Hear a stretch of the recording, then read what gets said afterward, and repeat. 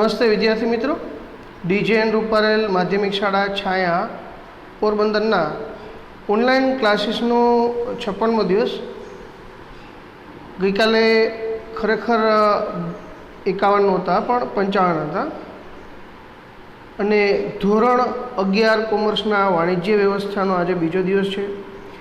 ગઈકાલે જે આપણે અભ્યાસક્રમ લીધો જેમાં આપણે પ્રકરણ નંબર 1 જેમાં ધંધાનું સ્વરૂપ, એનો ધંધાનો હેતુ શું છે અને કાર્યક્ષેત્ર, પહેલાં એની પ્રસ્તાવના જોઈ, શું છે ધંધો, આર્થિક પ્રવૃત્તિ કેને કહેવાય, બિન આર્થિક પ્રવૃત્તિ કેને કહેવાય, એ બંનેની ઓળખ શું, એ આપણે તફાવત સ્વરૂપે ભણ્યા અને એની ચર્ચા કરી. આજે હવે બીજો મુદ્દો આગળ વધું છું, જેની ગઈકાલના વિડીયોના અંતમાં આપણે ચર્ચા કરી કે આર્થિક પ્રવૃત્તિના પ્રકારો. આર્થિક પ્રવૃત્તિ એટલે જેમાં માણસનો હેતુ નાણાં કમાવાનો હોય, તો એ 3 પ્રકારે નાણાં કમાઈ શકે. પહેલો પ્રકાર હતો ધંધો, એની આપણે નાનકડી એવી ગઈકાલે ચર્ચા કરી. બીજો પ્રકાર છે વ્યવસાય અને ત્રીજો પ્રકાર છે સેવા. તો સૌથી પહેલાં ત્રીજો પ્રકાર, રોજગાર, સેવા નહીં. હવે ધંધો શું છે, કોને કહેવાય, એના ઉપર આજે આપણે ઉતરીએ છીએ.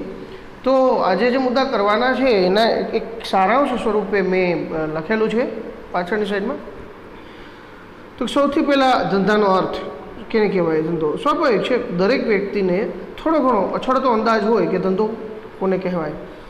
જોઈએ, ધંધો એ અંગ્રેજી શબ્દ બિઝી ઉપરથી ઉતરી આવેલો શબ્દ છે, જેનો અર્થ છે વ્યસ્ત રહેવું અથવા તો સતત પ્રવૃત્તિમય રહેવું. ધંધાનું હેતુ કયો છે? નફો અને સંપત્તિ મેળવવાનો. સ્વાભાવિક છે, આજે કોઈ પણ વ્યક્તિ કોઈ પણ ધંધો નાખીને બેસે તો એનો હેતુ કાં તો નફો કરવાનો હોય અથવા તો સંપત્તિનું સર્જન કરવાનો હોય. ધંધાનો ખ્યાલ નફાના હેતુ સાથે જોડાયેલો છે.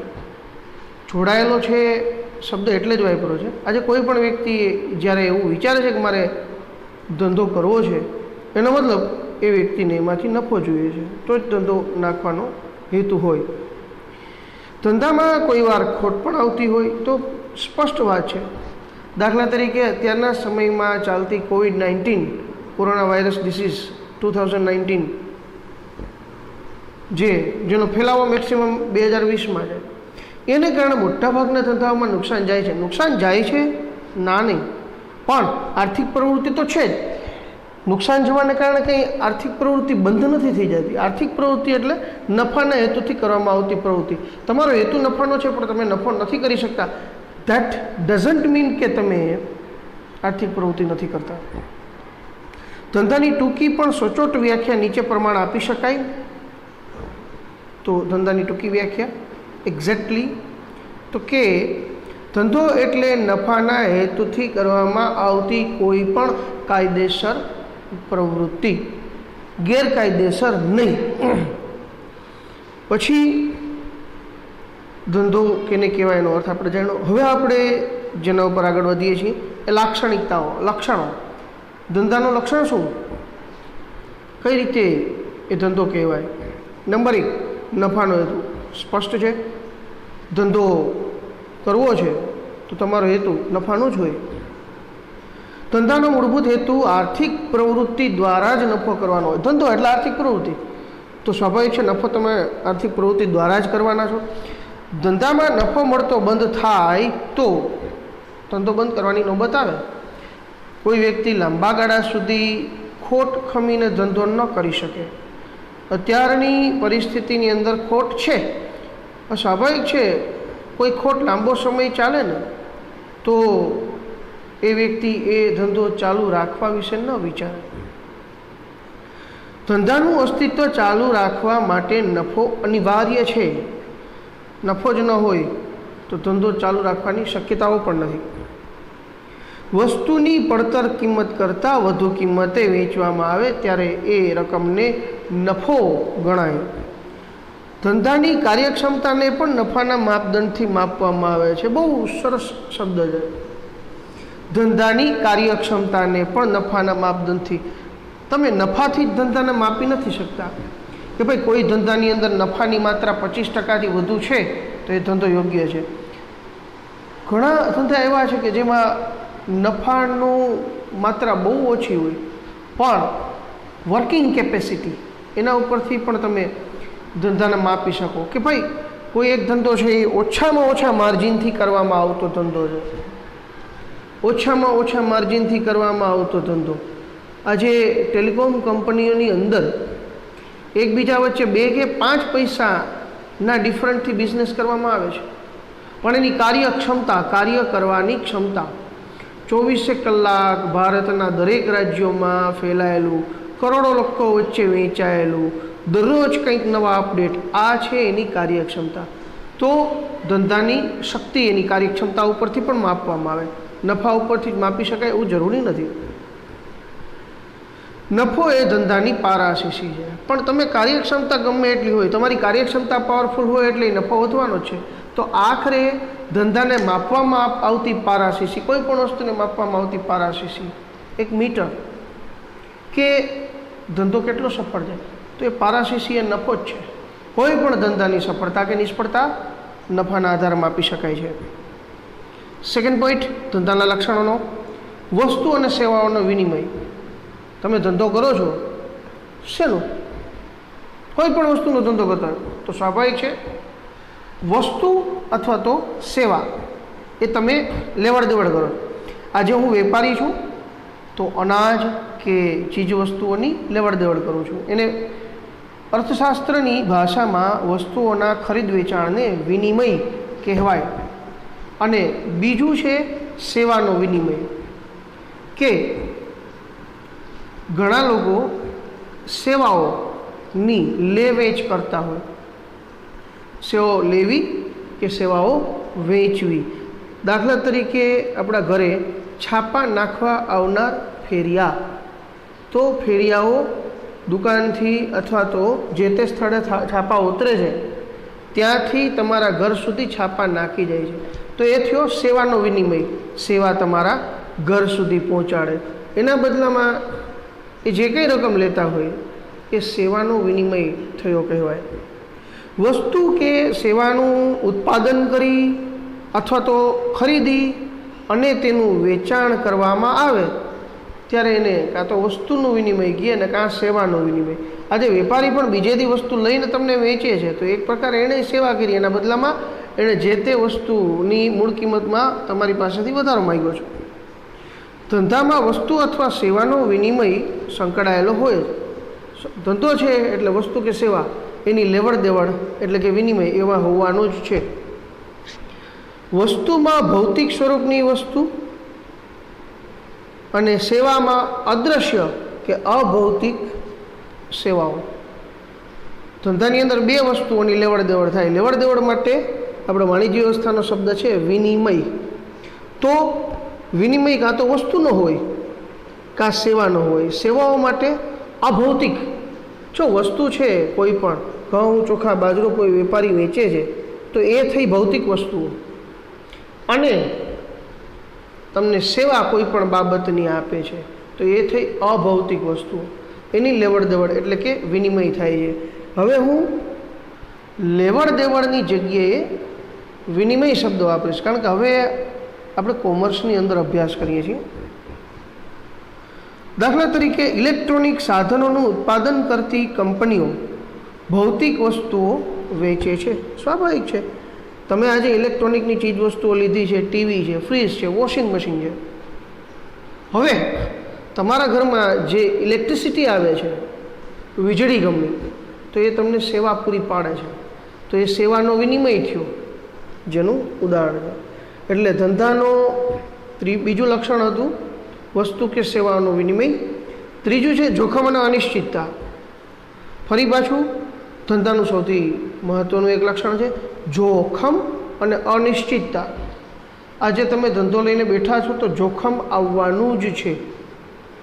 બીજું, આજે તમે કોઈ ટાર્ગેટ નક્કી કરીને બેઠા છો કે હું આ વર્ષની અંદર આટલા નાણાં કમાઈશ. હવે એ જ વર્ષમાં COVID-19 જેવી મહામારી આવે તો તમે નફો કમાઈ શકશો કે નહીં કમાઈ શકો, એ અનિશ્ચિતતા જ છે. જ્યાં સુધી આ રોગ ઉપર કાબૂ ના આવે ત્યાં સુધી તમે કાંઈ નથી કરી શકવાના, અને ક્યારે કાબૂ આવશે એ કંઈ ખબર નથી. તો આ બાબતને કહેવાય અનિશ્ચિતતા. તો ધંધો કરતી વખતે આ બે વસ્તુ તો હોય ને હોય જ. જોખમ હોય અને અનિશ્ચિતતા પણ હોય. ધંધામાં જોખમ અને વળતરની અનિશ્ચિતતાનું તત્વ રહેલું છે. આગ, અકસ્માત, કર્મચારીઓની હડતાળ, હુલ્લડ, લૂંટફાટ, ચોરી, ગ્રાહકોની પસંદગીમાં ફેરફાર. જો આગને, લૂંટ અને ચોરીને સમજી શકાય કે જોખમ તો હોય. ધંધામાં આગ લાગી જાય તો, ચોરી થાય તો, લૂંટફાટ થાય તો, આ એક મુદ્દો સમજવા જેવો છે. ગ્રાહકોની પસંદગીમાં થયેલો ફેરફાર પણ એક પ્રકારનું જોખમ છે. આજે તમે કોઈ પણ બાબતની દુકાન નાખો છો. સાદું ઉદાહરણ આપું, માની લો કે તમે ભૂતકાળની અંદર મોબાઈલની દુકાન નાખેલી, તમે સાદા મોબાઈલ વેચતા, હવે ગ્રાહકો એન્ડ્રોઈડ મોબાઈલ માગે છે તો તમારા સાદા મોબાઈલના વેચાણની અંદર ઘટાડો જ થવાનો છે, કારણ કે લોકોની પસંદગી ચેન્જ થઈ ગઈ. હવે આજે માની લો કે જૂની કંપની નોકિયા હતી, જેણે પોતાની જાતને જોઈએ એવું અપડેટ ન કર્યું, તો આજે લોકોની પસંદગી નોકિયાની જગ્યાએ બીજા ફોન થઈ ગયા છે. જો તમે તમારી કંપનીની પ્રોડક્ટના ઉત્પાદનમાં કોઈ ચેન્જીસ નહીં કરો તો સમય સાથે આવેલા પરિવર્તનમાં તમે ફેંકાઈ જશો. તો આ છે જોખમ. ગ્રાહકોની પસંદગી, ગ્રાહકો તો 2-4 મહિના થાય, 6 મહિના થાય એટલે પોતાનો ટેસ્ટ ચેન્જ કરે, અને ગ્રાહકોનો ટેસ્ટ ચેન્જ થાય તો તમારે તમારું પ્રોડક્ટ પણ એ પ્રમાણે ચેન્જ કરવું પડે. તો જૂના પ્રોડક્ટને પકડી રાખો તો જોખમ રહેવાનું છે. માંગમાં ઘટાડો બની શકે, લોકોની માંગ સમયની સાથે ઘટે. આવી પરિસ્થિતિઓની અંદર પણ લોકોની માંગ ઘટે, કારણ કે લોકો પાસે નાણાં ન હોય તો માંગ ઘટે પણ ખરી. લોકોની જીવનશૈલી, એમાં ફેરફાર થાય. દાખલા તરીકે અત્યાર સુધી લોકોની જીવનશૈલી ઘણી બધી હતી કે ભાઈ બહાર જમવા જવું, મૂવી જોવા જવું.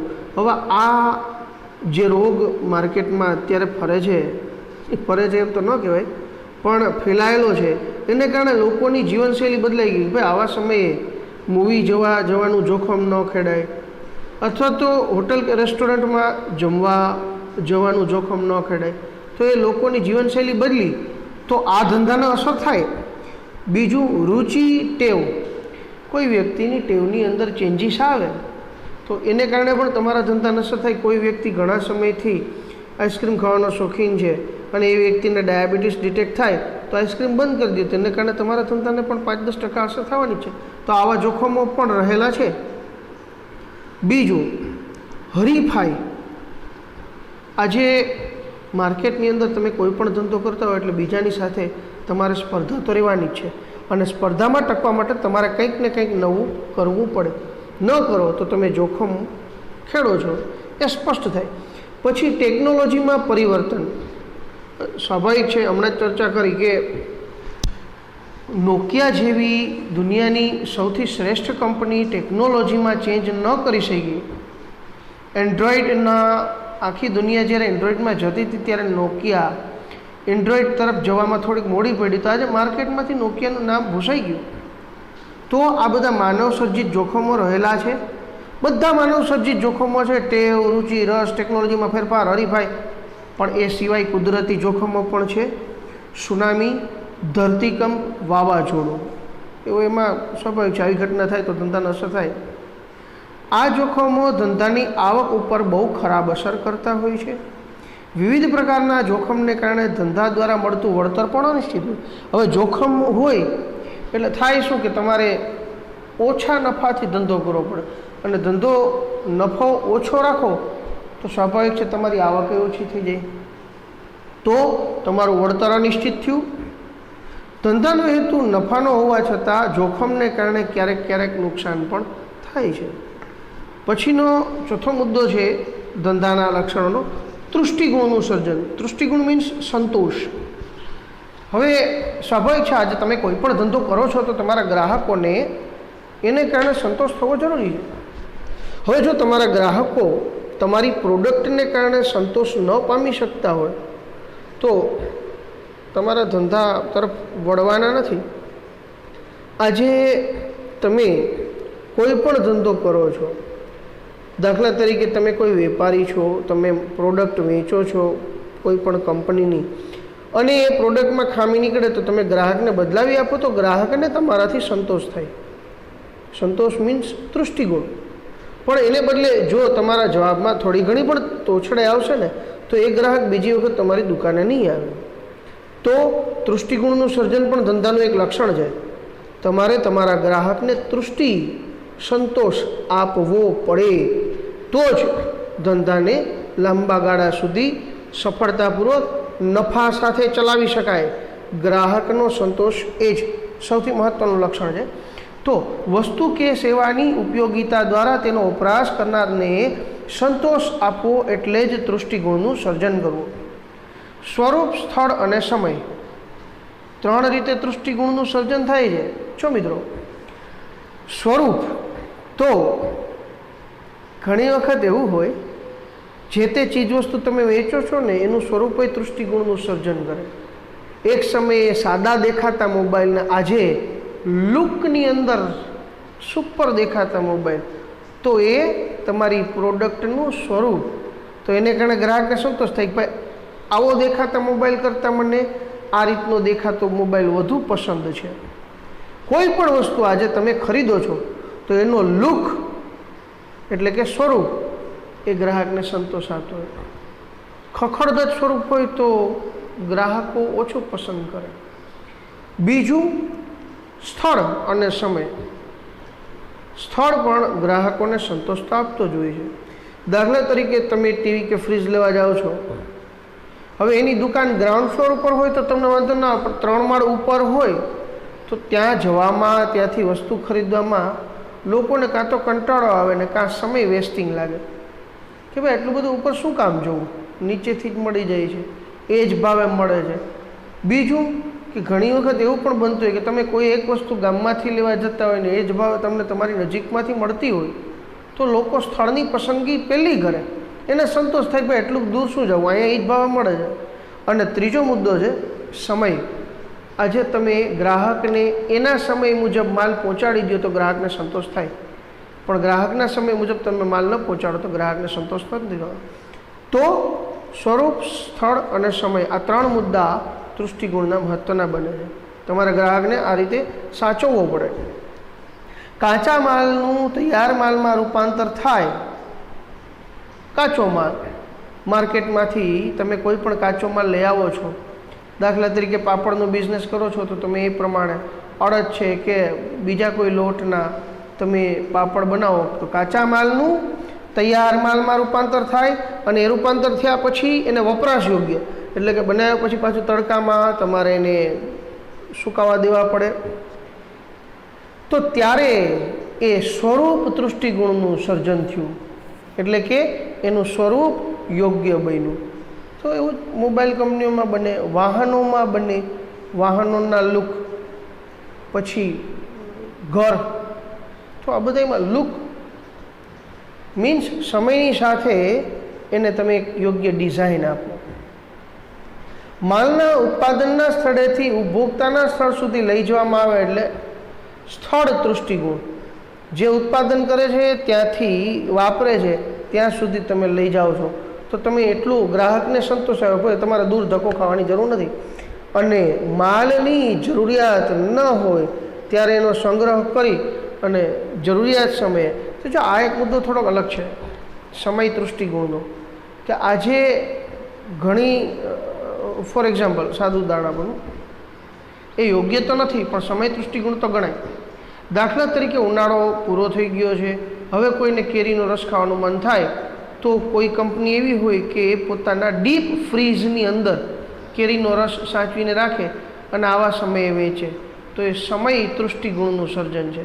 તમે વ્યક્તિને યોગ્ય સમયે યોગ્ય વસ્તુ આપેલી છે, પણ એ વસ્તુ થોડું વિચારશીલ તો ગણાય કે ભાઈ તમે શિયાળામાં કે ચોમાસામાં ઉનાળાની પ્રોડક્ટ ખાવાની જીદ કરો છો અને કંપનીએ સાચવીને તમને પહોંચાડે પણ છે, 12 મહિના આપે છે, તો ધેટ મીન્સ યોગ્ય સમયે ગ્રાહકને એની સગવડ આપી દેવામાં આવે છે, સમય દૃષ્ટિકોણ. પણ સમય દૃષ્ટિકોણનો શ્રેષ્ઠ ઉદાહરણ એ ગણાય કે તમે ગ્રાહકનો સમય સાચવી આપો છો, સમયનો બગાડ થતો અટકાવો. પછીનું લક્ષણ છે પ્રવૃત્તિનું સાતત્ય, કન્ટિન્યુટી. આજે તમે ધંધો કરો છો તો તમારી પ્રવૃત્તિ સાતત્ય, એનું ઇંગ્લિશ થાય કન્ટિન્યુટી. એક પૂરું થાય એટલે બીજું, બીજું પૂરું થાય એટલે ત્રીજું, ત્રીજું પૂરું થાય એટલે ચોથું, ચોથું પૂરું થાય એટલે પાંચમું. આને કહેવાય સાતત્ય. તો પ્રવૃત્તિ સતત અપડેટ થયા રાખશે, બદલતી રાખશે. તો આ પણ એક મહત્ત્વનું લક્ષણ છે ધંધાનું. જોઈએ, ધંધાના વ્યવહારો નિયમિત અને સતત થતા રહે છે. ધંધો એ સતત ચાલતી આર્થિક પ્રવૃત્તિ છે. દિવસ અને રાત ગ્રાહકોને તમારે તમારું પ્રોડક્ટ વેચવું તો પડે જ. તો વેપારી નફાના આશયથી ખરીદ વેચાણની પ્રવૃત્તિ સતત કર્યા કરે. કોઈ પણ દુકાન હોય એમાં જેવો માલ વેચાય એટલે બીજો માલ ઉપરથી મંગાવી લેવામાં આવે, એ માલ જેવો વેચાય એટલે ત્રીજો માલ મંગાવી લેવામાં આવે. તો પ્રવૃત્તિનું સાતત્ય રહેવાનું જ છે. પરંતુ ઉત્પાદક કે વેપારી પોતાના રહેવા માટે મકાન બનાવે અને ત્યારબાદ મકાનના વેચાણમાંથી નફો મેળવે એને ધંધો ન કહેવાય. કારણ કે મકાનની લે વેચ એ સતત ચાલતી પ્રવૃત્તિ નથી. કારણ કે વેપારી જિંદગીમાં એકાદ એક વખત કરે છે. બિલ્ડર અને વેપારી બે અલગ અલગ છે, એટલા માટે આ ઉદાહરણ વાપરવામાં આવેલ છે. પછી લક્ષણ છે નાણાંની જરૂરિયાત. ધંધો છે તો નાણાંની જરૂરિયાત રહેવાની જ છે. આજે તમે ધંધો કર્યો છે, સવારથી સાંજ સુધી કરિયાણાનો માલ વેચ્યો છે, હવે તમારે મોટા પાયે બીજો માલ મંગાવો તો નાણાંની જરૂરિયાત પડે જ છે. એ ગાળામાં કદાચ ગ્રાહક પાસેથી તમને નાણાં ન પણ મળેલા હોય તો ગ્રાહક પાસેથી તમને નાણાં નથી મળ્યા તો તમે લોન લ્યો, કોઈ પણ પરિસ્થિતિમાંથી પૈસા ઊભા કરો અને તમે એ માલ મંગાવો તો નાણાંની જરૂરિયાત 12 મહિના રહેશે. ધંધા માટે તેની શરૂઆતથી અંત સુધી નાણાંની જરૂરિયાત રહે છે. ફેક્ટરીમાં કાચા માલને તૈયાર માલમાં કન્વર્ટ કરવા માટે પણ વેપારીને માલની જરૂરિયાત અને એ પ્રમાણે નાણાં જરૂર પડે જ છે. અને પછી છેલ્લું લક્ષણ આર્થિક પ્રવૃત્તિ. ધંધો એ નાણાંના ઉપાર્જન દ્વારા નફો મેળવવાના હેતુથી કરવામાં આવતી પ્રવૃત્તિ છે, ચોખ્ખી જ છે, જેની આપણે શરૂઆતમાં જ ચર્ચા કરી. ધંધાનો હેતુ શું? નફો કમાવો, અને નફો કમાવા માટે તમારે જે પ્રવૃત્તિ કરવી પડે એને આર્થિક પ્રવૃત્તિ કહેવાય. પછી આવશે હેતુ. તો હેતુ બે પ્રકારના હોય, એક પૈસાનો અને એક સમાજ સેવાનો. ફરી પાછું, ધંધાના હેતુ બે પ્રકારનો હોય, પૈસા કમાવાનો પણ હોય છે અને લોકોની સગવડતા, કે ભાઈ આજે ગામમાંથી હું માલ લઈને આવી વેચું તો મને પૈસા મળશે ને એ લોકોની સેવાય કરી ગણાશે. તો બે પ્રકારના. તો પહેલો હેતુ છે આર્થિક હેતુ. આર્થિક એટલે પૈસા જેમાં આવતા હોય. તો નંબર 1 નફાનો હેતુ. આજે તમે ધંધો કરો છો એ આર્થિક પ્રવૃત્તિ છે, એટલે તમે જે કંઈ રોકાયેલી મૂડી છે એના ઉપર વ્યાજબી વળતર મળી રહેવું જોઈએ. વેપારી એવું વિચારે, મેં 2 લાખ રૂપિયા અત્યારે આ જે તે મારી દુકાનની ચીજવસ્તુઓ પાછળ રોકેલા છે તો મને એમાંથી 2.5 લાખ રૂપિયા મળવા જોઈએ. તો રોકાયેલી મૂડી ઉપર વળતર મેળવવાનો દરેકનો અધિકાર છે. આ વળતર એટલે નફો. ધંધાના માત્ર અસ્તિત્વ માટે જ નહીં પણ ધંધાના વિકાસ માટે પણ નફો કમાવવો જરૂરી છે. નફો એ ધંધાનું પ્રેરક બળ છે, પ્રેરણા આપે. જેમ વધુ નફો મળે એમ વેપારીને પ્રેરણા મળે. હવે હું આનાથી વધુ શું સારું કરી શકું. કાર્યક્ષમતાની પારાશીસી અને જીવન રક્ત છે. કાર્યક્ષમતાની પારાશીસી. પારાશીસી કે એક શબ્દ છે જે સફળતા કે નિષ્ફળતાને મપાય. તો કાર્યક્ષમતાની પારાશીસી કે તમારામાં એવી કાર્યક્ષમ કરવાની કેટલી ક્ષમતા છે કે તમે નફો વધુ કમાઈ શકો. જેમ તમે કાર્ય વધુ કરો એમ નફો વધુ કમાવો. એટલે ધંધાની કાર્યક્ષમતાની પારાશીસી પણ નફો છે અને જીવન રક્ત છે. જીવન માટે લોહીની જેટલી જરૂર છે એટલી જ ધંધા માટે નાણાંની જરૂરિયાત છે, નફાની જરૂરિયાત છે. આજે મહત્તમ નફાના સ્થાને વ્યાજબી નફાનો ખ્યાલ સ્વીકારવામાં આવે છે. એટલે કે હવે વેપારીઓ કે ઉદ્યોગપતિઓ મેક્સિમમ નફો કમાવો એવું નથી ઈચ્છતા. વ્યાજબી નફો, કે હું આટલી સેવા આપું છું તો આટલો નફો મને મળવો જોઈએ, એનો ખ્યાલ સ્વીકારાયેલ છે.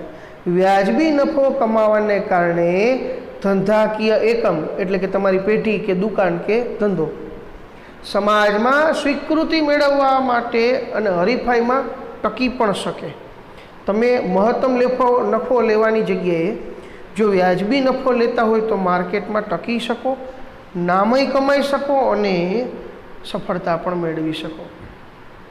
બીજો આર્થિક હેતુ, જો બે પ્રકારના હેતુઓ હતા ધંધાના, આર્થિક અને સામાજિક. આર્થિકમાં પહેલો હતો નફાનો, બીજો મહત્તમ સંપત્તિનું સર્જન. તો આજે જેમ જેમ તમે નફો કમાવો છો એ નફામાંથી તમે સંપત્તિ બનાવો. એક દુકાનમાંથી બીજી દુકાન, બીજી દુકાનમાંથી ત્રીજી દુકાન, જુદી જુદી જગ્યાએ તમારા ધંધાનો વ્યાપ ફેલાવો કરો. નફાનો હેતુ ધંધાની વાર્ષિક કમાણી સાથે સંબંધ ધરાવતો ટૂંકા ગાળાનો ખ્યાલ છે. નફા એ ટૂંકા ગાળા, લાંબો ગાળો જુઓ તો સંપત્તિ. મહત્તમ સંપત્તિનો સર્જનનો હેતુ લાંબા ગાળાનો. પૈસા મળે એટલે લાંબા ગાળે સંપત્તિ બને, મકાન બને, જમીન બને અને ઉદ્યોગનું એટલે કે તમે જે ધંધો લઈને બેઠા હોય એનું વિસ્તરણ કરો. લાંબે ગાળે ધંધાની સંપત્તિમાં વૃદ્ધિ થાય તેવી યોજનાઓ સ્વીકારવામાં આવે છે. જો કે આ માટે ધંધાએ મંદી જેવા સંજોગોમાં નફો કમાવાનો હેતુ જતો કરીને પણ સંપત્તિ ટકાવી રાખવી પડે. દાખલા તરીકે આજનો સમય છે તો આજના સમયમાં નફો કમાવાની દાનત બહુ ઝાઝી ન રખાય, નફો ટકી રહે બસ એ જ, અથવા તો તમારા ધંધાની સંપત્તિ વેચવી ન પડે એટલો હેતુ રાખો તો પણ બસ છે. દાખલા તરીકે તમે 100 રૂપિયાની વસ્તુ 110માં નિયમિત વેચલા. આજની કન્ડિશન કટોકટીની મીન્સ દેશની અંદર ભયંકર મંદી છે.